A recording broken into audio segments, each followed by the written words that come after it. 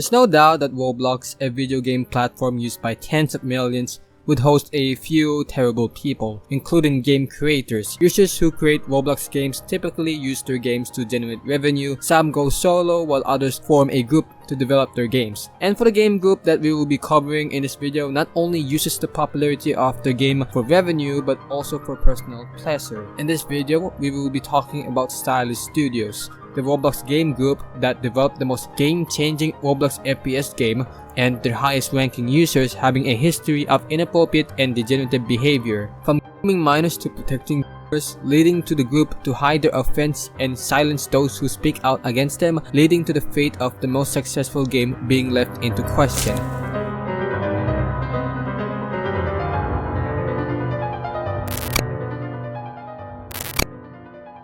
Before the video starts, most of the information and expose has been conducted and done by a Roblox YouTuber and prominent figure in the Roblox Phantom Forces community, Strider. In addition, this video features topics that may be sensitive to viewers. Viewer discretion is advised. Stylis Studios is a prominent Roblox game development group that currently has over 800,000 members. Founded by two Roblox users, Harrison Yuan, better known as Little Cinnamon, started by making Colorful Bloxia 5, a 2009 Roblox game that was hailed as an innovative game for the Roblox shooter genre. In 2014, Lito formed the Stylis Studio with another Roblox developer named Shaylin Young, better known as Shaylin007, a developer that worked on Lito's game. After the group's formation, three other significant developers joined the group. This would be Trey Reynolds, better known as Axis Angle, Semaphorism, and Raspy Pi, would all play an important role in developing the group's most successful Roblox game today, Phantom Forces, which became a cornerstone in the Roblox community as one of the most popular games in general, much less in the shooter genre where it dominated the genre for years with daily player counts going as much as 10,000 players. By 2020, the five main developers of the group started making a sequel to Lito's Colorful Bloxia, so they started hiring contractors or developers to update Phantom Forces for them. The first contract was Demon 1, who was an important figure in the organization of the game's events and updates but was often criticized for a range of different reasons. In 2021, he resigned from the position and more contractors were brought in and replaced, who has since changed the game in many ways over the years. Changes that have received mixed opinions from the community, especially the recent changes that were made that led to the public exposing of the developers' degenerative behavior. I think one of the most idiotic things you can do to your own community is to not only ignore them but also anger the hardcore part of the community, users who have invested a lot of their time in the community and have contributed heavily to your game. Let's just piss them off.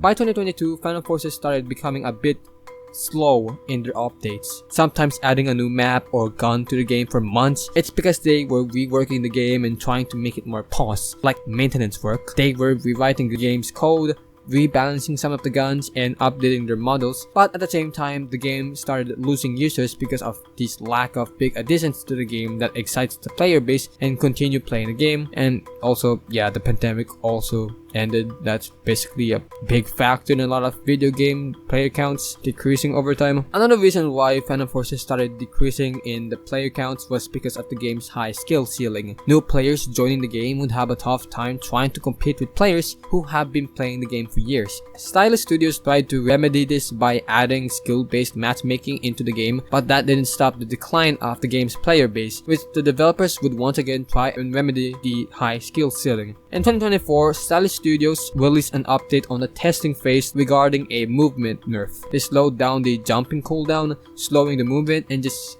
kind of making the game feel weird to play. Many in the community didn't like this change and voiced their opinions against the change, but the developers still pushed the changes to the main game, causing a mass boycott from longtime players and content creators. At the same time, the developers started pushing half-assed changes, such as adding new guns that were just retextured guns and were just adding purely out of the sake of new additions to the game, and they were also adding guns that were broken on purpose, dealing 100 damage as an automatic rifle and being a high-rank gun, which is a total scam because the only way to even get this overpowered gun without having to work for it for years at this point was to buy it with real money. Many of the guns in the game were still overpowered, and the movement nerf was supposed to remedy this high skill ceiling. At the same time, a Roblox YouTuber named Oscar had the highest amount of kills in a single game in the history of Phantom Forces. The thing was that movement wasn't everything about the game. You still had to factor in the guns, aim, situational IQ, factors that contribute to the high skill ceiling. But the developers just didn't listen to a single feedback from the community about the game.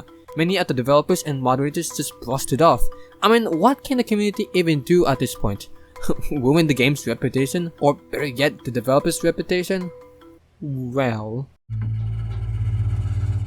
Before I say anything, I just want to reiterate that much of the information in this section was from Strider. Go check out his channel and especially the video about the situation if you haven't already. Now, if you're not aware of how Stylis Studio usually communicates with the community, they host a Discord server which is connected to Roblox itself, where users can interact with each other and talk about the game. In this server, content creators who have amassed a pretty significant career would receive privileges on the server. In other words, they are regarded as a person with power on the server. The issue is that not all content creators are good and reasonable people. Such was the case for the YouTuber Bella the Bat Pony, a Phantom Forces streamer who, at the age of 19, was texting a 13-year-old in regards to the age of consent and then groomed them. The streamer was then kicked off of the content creator program but was not removed from the server until a year after the situation. So in that time span, the streamer was able to talk with people on the server and maybe even try and groom them. Another case was the Roblox YouTuber Juke,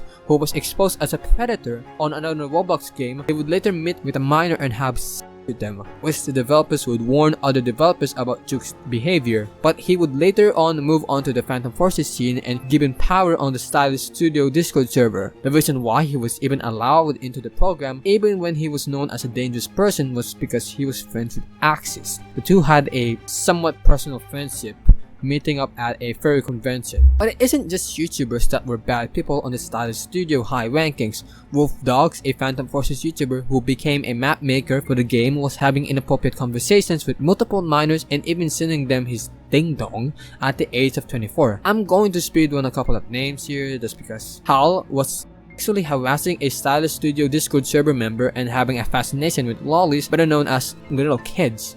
Mar or Mar Demon was a contractor for Phantom Forces for years, and he would later have inappropriate conversations with multiple minors. Willow, the next contractor after Mar, was exposed to having inappropriate conversations with a minor, even pleasuring himself to a 16-year-old while himself being an adult. And even when Willow was removed as a contractor, they still thought about rehiring him, and he would later return under a different alias named Sid9.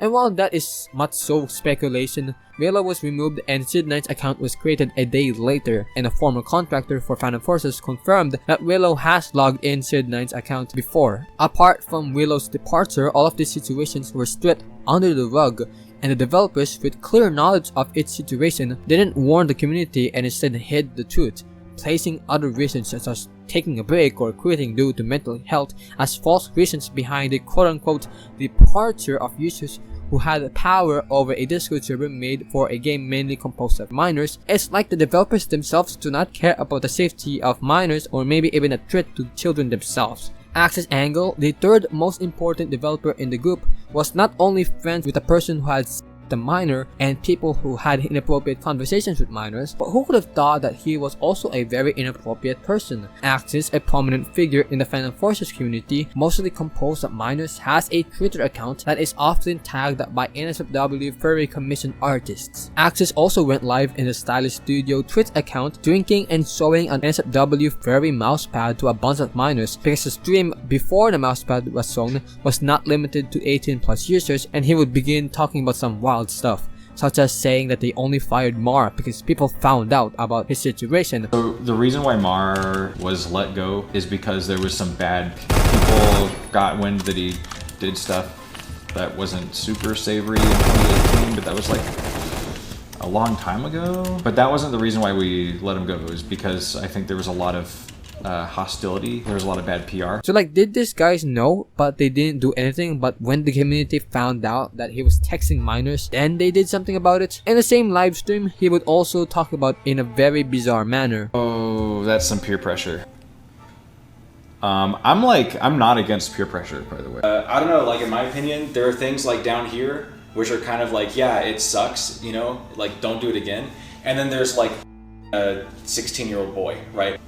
And there's like a I'm like digging it. I'm digging my grave. After that live stream, people began seeing old Discord messages on the Stylis Discord server of actors saying even more bizarre stuff, which they would just try and silence the community by deleting chat channels and removing a bunch of bad things that people were saying on those chats, including a lot of moderators and high-ranking members. What was the response from the group to the situation? The only kind of response the community has got from the developers was little humoring the downfall of Stylis Studios. Many of the developers have either avoided any discussion about the situation or have gone radio silent. A few days after Strider posted this video exposing Stylis Studios and the video blowing up and making a lot of people in the Phantom Forces community aware of the foul behavior of many of the Stylis staff and developers, the founder of Stylis Studios, Lito, responded properly to the situation in the form of a Google document. Lito responds corresponding to Strider's video, responding to Bill the Bat Pony's situation, stating, "It is likely the admin staff back then failed to act due to not realizing the urgency of the matter. However, there is no validity in using this claim to make a statement on the conduct of the core Stylis developer team who are genuinely involved with the content creator team, basically claiming negligence and are just passing the blame from the main developers to just the Discord operators, which is 100% how to display accountability." In a similar fashion, Lito would state again, "This claim that our negligence to remove the skins that are made for content creators who turned into predators in a timely manner constitutes developer support for such predatory behavior is baseless and akin to outright defamation." Which can be akin to defamation. It does suggest that way that the developers, who were pretty active on the Discord server and development of the game, would be pretty conscious in regards to the personalities who have been awarded by them to have conducted illegal activities to the point that it endangers the community. If a similar situation happened today, we would be much better equipped to process removal due to framework improvements we have made in the last couple of years. And while Lito does have a point that removing a skin made for a predator isn't just removing one folder of the code, it still doesn't defend against a form of incompetence. Lito would then talk about Juke's situation. However, it makes a false claim that after Juke was exposed and removed by bad business developers for sending inappropriate messages to minors, he quickly became a Phantom Forces content creator afterward because he was friends with Axis Angle. To clarify, Juke's infractions were made known to us by bad business developers while he was already an existing Phantom Forces content creator, but neither team realized the extent of Juke's predatory behaviors right away.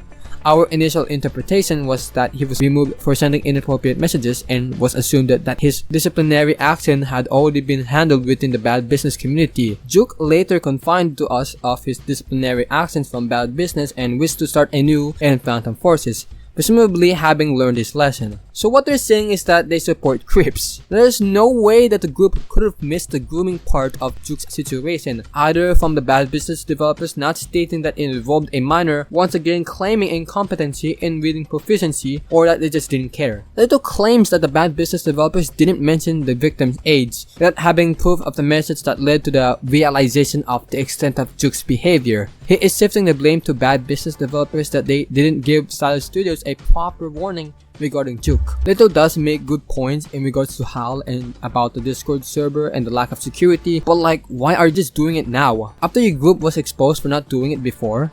Like, they're just doing it because they are under pressure from the community, which is just a sour taste to be honest. And also with his response to Wolf Dogs, I feel like this is a natural and safe response to the situation, but bringing up the fact that there are users who wanted to witch hunt the user out of nowhere is just, it's shielding a predator.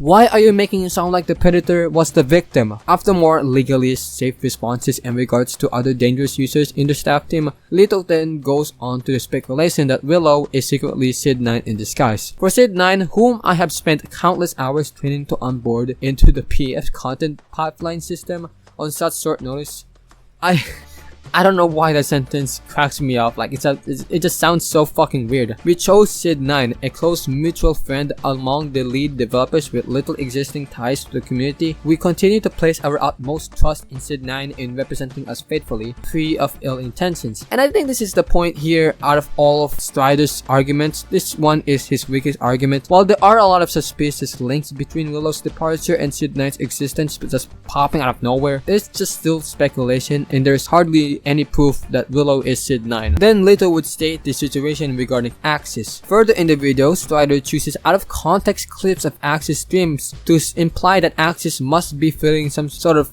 predatory guilt with these unprompted statements on stream, going as far as to make a connection to Juke's accents. This editing choice comes across as highly disingenuous, malicious, and openly threatening. First of all, it is an Axis stream, it is the Stylis Studio stream, literally connected to your brand. And second of all, I think the more threatening part was Axis Angles trying to make a power scale for this. I think the most interesting question is, why is our good friend drinking and showing suggestive furry to all ages livestream? Completely missed that part out, I guess. And finally, Strider makes a claim that Stylis has chosen to cover up all of its supposed predatory behaviors in private chats, particularly pertaining to Axis Angle's chat records back to 2016. We would however point out that these messages were sent as dark satire in poor taste during an age of immaturity and without consideration to consequences of having tactless statements. Nonetheless, our studio will continue to evaluate if action is needed against Axis Angle depending on whether further reports of victims involved due to his behavior will surface to us. I don't think Lito quite gets why this is called a cover-up,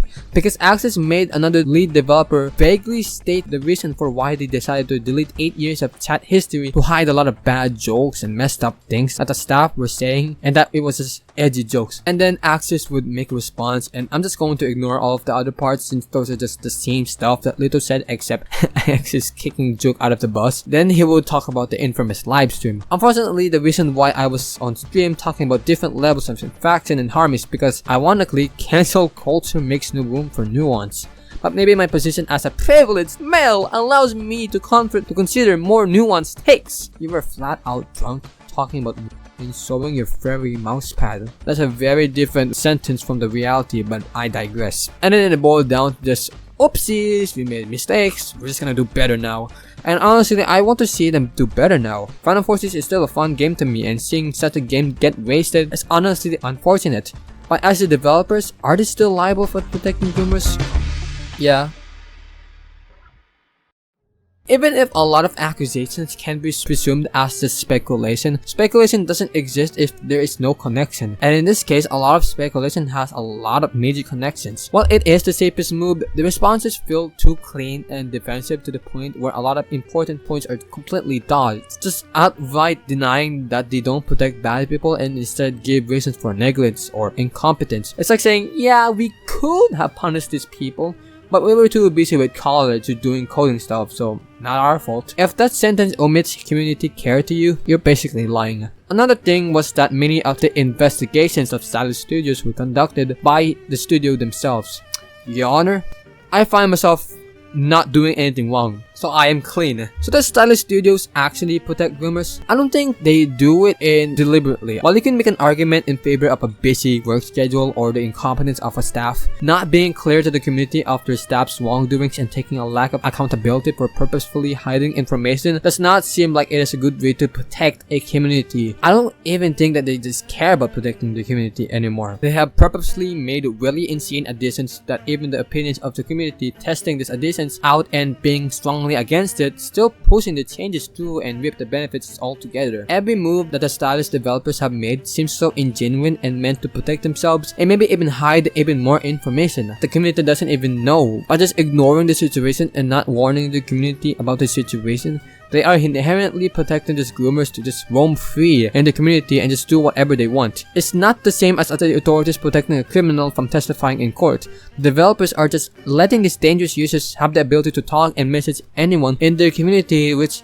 could have resulted in them grooming people in their own community. All because the developers and staff let these groomers free and hide any information regarding their wrongdoings. From scamming the community out of money to trying to hide and cover up the missteps and not taking accountability to letting groomers roam free in the community, the most evil Roblox game group that protects groomers and not their own community. After Stylis' video exposing the allegations made on Stylis, a lot of YouTubers and users on the internet generally have the same sentiment.